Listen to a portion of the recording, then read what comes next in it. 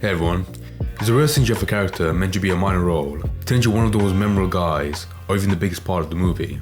And one role that definitely fits into that category is McLovin from Superbad, which I actually watched before and really enjoyed. So it was funny watching this video and being reminded of all the dumb parts, because the way people remember him now really is equivalent of how he turned out into one of the cool guys by the end of the film. Normally, with these kinds of roles, the story would turn bittersweet, with the actor that played him growing to despise it and yell at fans whenever he's called by that name. But Christopher Mintz, the guy that played him, has actually embraced it, which I'm glad, because it would suck to see an upbeat character turn out to be a horrible guy in person.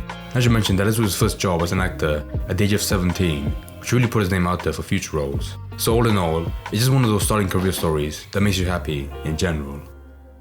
In the beginning, he looks like another loser you'd see get stuffed into a locker. By the end, you realize he is one of the most complex heroes in cinematic history. McLovin went against every stereotype that a lead male. He's just a nerd like a pussy by the end. He wasn't handsome. He wasn't. That's why he got laid in the movie. Charming. Didn't he? Wasn't funny. He was a dork. But his unwavering confidence and borderline delusion forced you to see him as nothing short of incredible. Choosing your own nickname is already bold, but purposely picking McLovin is so absurd, you have to respect it. Because of Christopher Mintz's plot. That joke was so funny. My favorite part was like the option he had, either McLovin or Muhammad. That was so funny. Unfortunately, McLovin was so iconic that he would forever be known as this character he played at 18 years old, preventing his legacy. Wait, was that actor? What was the guy on the right called? Did he play Scott Pilgrim as well? I didn't know that he played that guy as well. Superbad. I had no idea. He was often casted the role of the nerd. Chris says this didn't reflect his reality. I don't do it as much as I used to, but when I'm free and get the chance, I play basketball all the time. You Jewish? Yeah. Never had a bar mitzvah. I was never like that. It's common for Southern California teens to consider acting early on since they are right next to Hollywood. When he got to high school, Chris started attending acting and improv classes and even joined the improv comedy team. During his senior year, he caught wind of a movie audition a few of his acting buddies were trying for and figured he'd casually send in some headshots from his 2006 camera phone. Judd Apatow and Seth Rogen thought Chris had the perfect nerdy look, so they No, I feel so bad whenever I hear stories about this. It's like him and Jonah Hill, where they're only paid because of the bad way they look, like a nerd or a fat guy. To be fair, I think he was lucky to start acting as a nerd around that time era, because I don't feel like you see as many like high school movies as you do now than back then. Like it really was the perfect time capsule to start acting as like that kind of a stereotype. McLovin sounds old, okay? Come on, the chicks are digging it. You kill me? Oh, that voice break. Under what circumstances would you ever show that thing to a chick? Dude, she wasn't totally asked to see my ID. I don't know, I can just show it to her. Oh my God, I don't believe this. I can't even, this says you're 25. Why don't you put 21 on your ID? You're f***ing predictable, Seth. I knew you were gonna ask that. Listen, ass face. All right, every day, I don't like when they do script reading. If it's way cringy and funnier when they're in person in the hallway. It's called strategy, okay? This was Chris's very first movie audition, and he perfectly played the role of the overconfident high school loser. But immediately after Chris's audition, Jonah Hill was like, not that guy. Superbad was a film What a Seth prick. Rogen and his childhood best friend Evan Goldberg. The plot loosely resembles their real experiences as teenagers. We wrote it in high school for the most part, so I mean, something would happen to us Monday, we'd write it in on Tuesday. Our whole goal for writing it was to make a very realistic portrayal. Did they really make a documentary after just for McLovin? That's so good. Explaining what he did the previous weekend, and then they're shotgunning beers, and then they're at one of their parents' parties, and they go to a strip club, and then Evan pukes all over Seth, and like that night literally happened. Now, what unfolds in Superbad is definitely not. I always forget that movie was made by Seth Rogen. Like I forget like he can be good sometimes. I feel like he's gone way past his prime of making movies, and all he wants you to do now is just make money by either like voice acting or acting in dumb stuff, just to barely make any money from it. Maybe if I went to his like IMDb, I could find some more stuff he was in. But the last thing I remember seeing him in, it was just Donkey Kong as a voice actor, and that was it. Like I really feel like most people are like that in Hollywood, where they were so big back in the day that now they have so much money that all they can really do, or all they really want you to do, is just like make some more so they don't lose it all. Because you when you have that kind of lifestyle as an actor, there probably are like a lot of expenses. So the best way to maintain that is just like do some small roles, like the kind of stuff you can do quickly and just leave. An accurate look into the life of an American high schooler in the early 2000s. Seth and Evan are about to graduate and go to different colleges, and they want to make their last summer together memorable. Seth constructs a plan to buy alcohol for a party in order to impress girls they have crushes on, but they have an ulterior motive. They are trying to sleep with these girls so they can lose their virginities before college. The only problem is they are not old enough to buy alcohol. Luckily, their friend Fogel may have just saved the day, as he acquired a fake ID to purchase the alcohol. At lunch, I'm going to the same place Mike Snyder went to pick up my brand new fake ID. Chica, yeah, fake ID, outside. In the film, Seth and Fogel have some... I love how they always pick the fact that they pick the youngest looking actor and character in the movie to be the guy with the holy grail of a fake ID. Jonah effing hated him, says Rogan. He was all over Jonah's lines, completely disrespectful of the process, probably due to a lack of experience. Then Jonah said, "Chris just immediately shut me down. So combative. I was really annoyed because this guy wouldn't let me say anything." He was irritated by him. I think he felt that Chris was like kind of getting the better of him comedically, stopping Jonah, like blocking Jonah's like funny jabs. In a feat of writing genius, Rogan... I'm pretty sure it has come out of Jonah was kind of a prick. Yeah, like, not just in the beginning, but just general. It's okay, I don't like you. Their constant bickering and insults perfectly represented a typical teenage boy's friendship. Rogan and Goldberg felt that there were no high school movies that were really capturing what teens were experiencing. No teenagers talking about drinking and getting laid, in the foulest terms possible. So we wrote one, basically. Superbad can be credited with popularizing raunchy terms into regular vernacular. It was the first movie to use the term finger fuck, which would go on to be used in rap songs by Tyler the Creator, Lil Wayne, Logic... Wait, did they make it, or was that the first movie that did it on the movie? Because that is still pretty impressive. He was improvising that ended up becoming a popular slang term. She looked me in the eyes and said, "Seth, Mama's making a puby salad, and I need some Seth's own dressing. She's DTF. She's down to man. P and G. She wants." That's still pretty clever. Like, even if it's like a small one-line in the movie, that's still pretty clever to come up with DTF. Seth and Evan said on Reddit that they came up with the name McLovin in the original script that they wrote as 13-year-olds. In the film, the character's name is Fogel, which, as many of you know, is the Jared Fogel? that tries hard to... Oh my god, wait. I know this makes no sense, but did they really tie it back to Jared Fogel? Even though I'm pretty sure at the time that Superbad came out, none of that like actual guy from Subway was big. I think even if it was, it'd be like way before his scandal with the terabytes of funny pictures, you know. It's still funny though. When purchasing his It looks so much like him with the glasses as well, and the hair. So he decided to pick the most badass name he could think of. It's flawless. Here, dude. Check it out. Look. McLovin? Man, why does it say McLovin on it? Well, they let you pick any name you want when you get down there.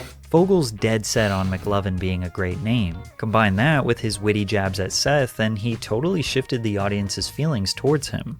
I mean, it's up to you, Fogel. This guy's either gonna think, here's another kid with a fake ID, a 25-year-old Hawaiian organ donor.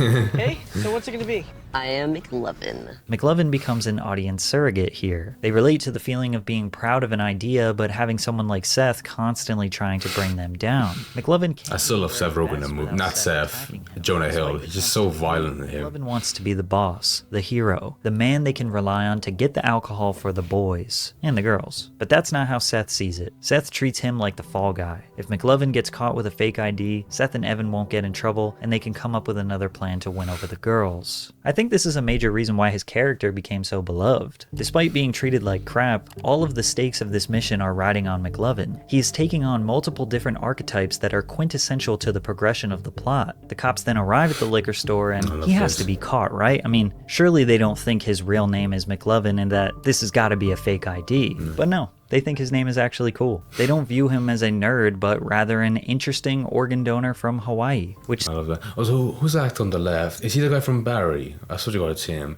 I normally hate when directors include themselves in the movie as like a side character, but this one time it makes sense. And that doesn't make sense, but I like it with Seth Rogen walking in with those really weird mutton chops, being the police officer. Plus the whole B-plot of them coming back to like aid him at the house party. That's so funny. The movie in general just has a good like...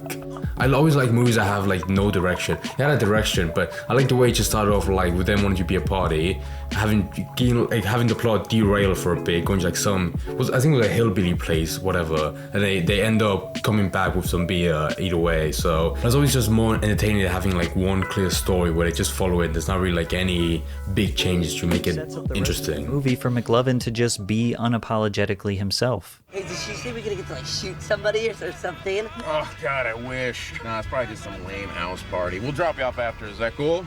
Yeah, man! Show these is how we roll! And despite him getting caught up with the cops, he still comes through with the alcohol, completing the original mission he set out to accomplish. Even Seth had to admit that McLovin is the man for that. We made it! We made it with the booze and everything! We made it! I can't believe you still have the liquor. It's awesome. Yeah, man, I told you the idea would work. I fooled those cops. I'm McLovin. Woo! I am McLovin. As if the story couldn't get any better for McLovin, he is the only one out of the three that ends up getting laid. Yeah, and since he was so 17 years old during the film, his mother had to be on set watching her son perform his first sex scene. I got That's embarrassing. Good. And why not just put the cherry on top? He gets dragged out of the party fighting the cops, which impressed all That's so funny as well, yeah. the movie guns blazing. Break yourself, fool! How far away was he from being 18? Because surely they could just hold that shooting scene for at least a bit till he was 18 and not have his mom sit in the corner watching He's a it. total badass while doing it. With a relatively small budget of $20 million, Did he throw away a fully lit cigar that it wasn't even used? earning $33 million on its opening weekend and eventually grossing $300 million when including revenue from DVD sales. The day after the movie premiered, Christopher went from a nobody to a superstar. Literally the next day after it came out, I went into the habit. No, puberty changed that voice. You know how back in the day, like in the 1700s, like boys that did like opera would have their balls actually cut off to keep their voice young. I'm not saying I want that to happen to him, but that voice is a relic of just culture and entertainment. And like people screamed at me from across the hall, McLovin, and chased me down, which was very alarming at age 18. Yeah. And very surreal and kind of cool. I probably felt like I was the Beatles or something back then. He told People magazine, "It was very alarming." He does look like a member of the Beatles, so I wouldn't be Who I surprised. was as a human being at the time, and then to have millions of people knowing you as McLovin was very intense. Mintz Plaza's performance earned him a nomination at the MTV Movie Awards for Best Newcomer. Superbad was an instant classic, and McLovin was a McIcon. The hip-hop community loved McLovin. Wiz Khalifa could be credited with being the first rapper to name drop him in his 2007 track Be Easy, where he says, "Yeah, the young and Superbad, you can call me McLovin." He was mentioned in quite possibly the biggest hip-hop collaboration of all time. Jokes aside, and the embarrassing connotations of it, it is legitimately a good name.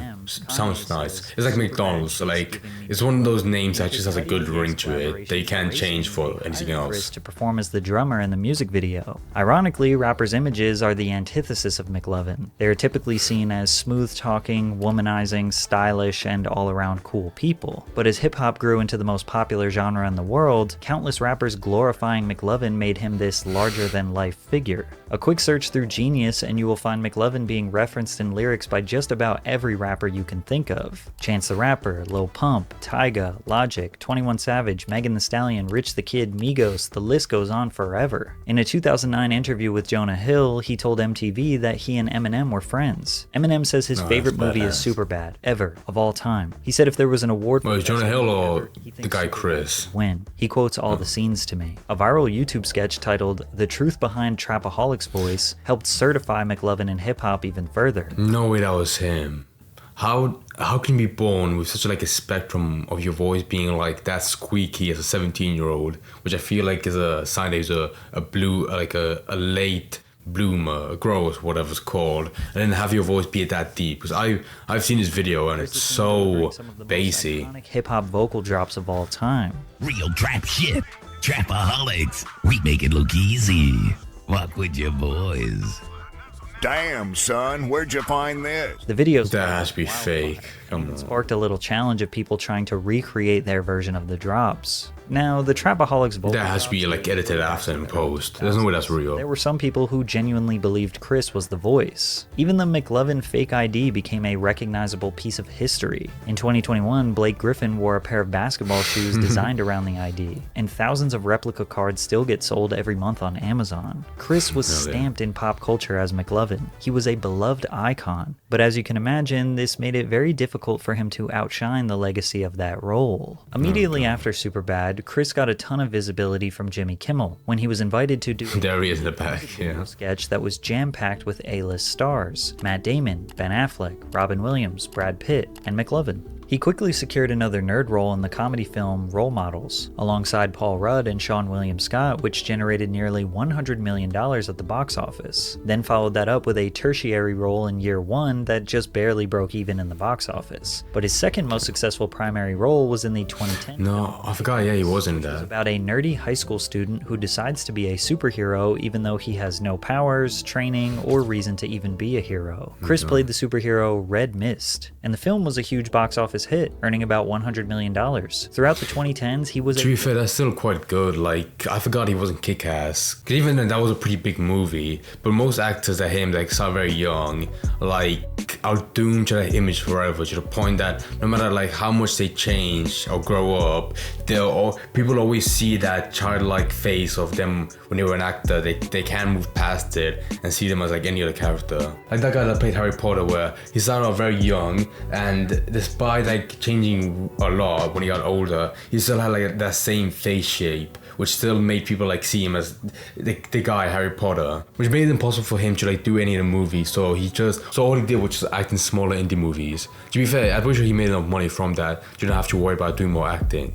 But all I saw last for him were, like, him in that clip where he calls the black guy the N-word, and he has his head shaved like a neo-Nazi. So I'm guessing he's still doing good stuff, which I'm happy for. tertiary character for comedy films. Pitch Perfect, This Is the End, The To-Do List, Neighbors 1 and Neighbors 2 were all big films that he can be seen in. However, it became clear that Christopher was being typecast in Hollywood, which is essentially when someone plays the same general character in every film. No matter what movie, Chris was always the nerd or the skinny weakling who isn't taken very seriously. And although some of the films were successful, none of them came close to eclipsing the domination of Superbad, which made every character he portrayed look like a lesser version of McLovin. People didn't even refer to Christopher Mintz-Plasse as his real name. They would say, "Oh, that movie has McLovin in it."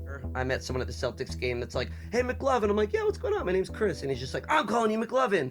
I don't care. I'm calling you this." And I'm like, Oh, that's kind of annoying. I don't blame him. Benefits to being typecast. If you saw him once in a movie, I can see why you call him McLovin. But you purposely go out of you and be like, "No, you are McLovin. That's all you are." I mean, it's kind of douchey. Is seen as a viable option for a character. This has kept him very active, doing a major production every year for well over a decade. Like his most recent movie, Honor Society, is a high school teen comedy, but instead of being the nerdy student, he is the dorky teacher. He was also able to successfully enter the That's a pretty good evolution. I like that, yeah. Studio's animated film How to Train Your Dragon casted Chris as Fishlegs Ingerman, who is the resident dragon nerd and statistics guru. The film That's pretty good. He went from a skinny nerd to a fat nerd. That's good. Highest grossing film outside of the Shrek series. Not only did he get multiple years of consistent work due to portraying Fishlegs, the film's success gave him a wide open door of opportunity as a career voice actor. He voiced Alvin in Paranorman,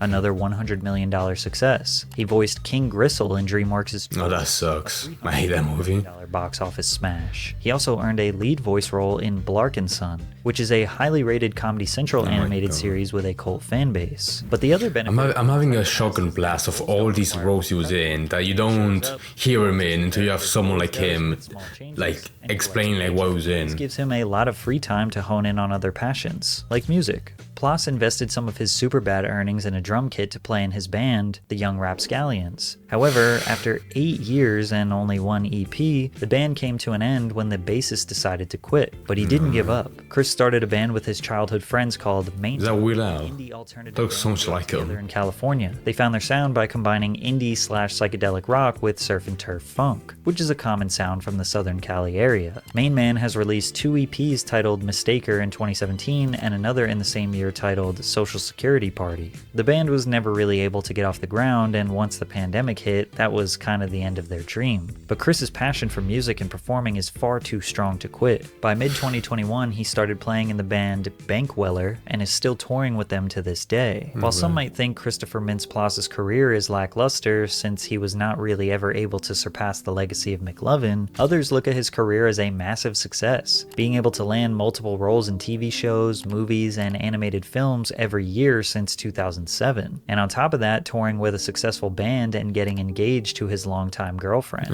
He is only in his mid-30s and likely has a long, consistent career ahead of him. He might even be able to outdo his 17-year-old role. But the best part is, he doesn't hate that we all love McLovin. He is honored. I guess I haven't been called McLovin in a year. I kind of miss it now. I kind of, my ego kind of. Don't say that. But now, I take it. I think it's a sense of endearment. Like, it's cool that if I were to walk outside and someone said it, it's cool that they remember it 14 years later and still want to talk about it. Cool. That's nice. A lot of people would just hate that character that everyone sees them as. I already talked about Harry Potter, but I'm not sure if the actor.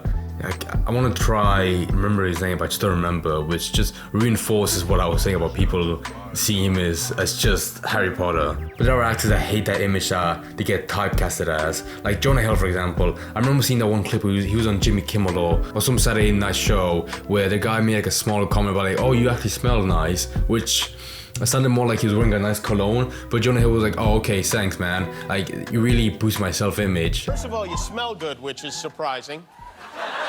Why is that I surprising? don't know. I just wouldn't think of a guy who would have a nice scent on, and it That's seems such a, like, I'm gonna really work hard to not take that as a shot. And just being defensive, like, immediately, right off the bat. As if he was expecting people to, like, see him as some fat nerd, as it, like in the movies, where he just smells bad. Which I'm pretty sure is why you see him, like, as really skinny now. The only pictures I see him is, like, him walking around New York for coffee, and he's pretty thin, so respect you that. But if the only motivation you had behind losing a bunch of weight is because people saw you as a fat nerd, you have to admit, you still made money out of that, and he still should like sign the contract and be part of the movie. So there's only so far you can go as you get angry for people seeing you as like the fat nerd when most roles that you made like a lot of money off and were big in, that's like the movie was massive, was as that character. The only guy I haven't seen a lot about was Michael Cera from that trio in general. I'm sure he's doing a lot of stuff. If he was, in my mind, I like to imagine that if I haven't seen him in a big controversy, that means they're doing good. Like, I'm sure he's doing other stuff like on the side, like more personal. But in my mind, I'm so dumb that instead of like looking up information about him, I much rather expect to see that like, he wasn't in some like drama, therefore he's good and he's still like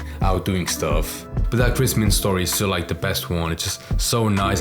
Not only he started out young, but he got massive from it and he's still doing movies. He was lucky to like have some like specific roles in like animation to become a voice actor, which I feel like is a good branch to go as an actor when you don't really want to be seen as a nerd. But you can basically be anyone. Like I didn't know his voice suited that kind of like faddish kind of character, because I guess it does go well for him to be in all of the trilogies of that How to Train Your Dragon, which is good. Like I'm happy for him, you know.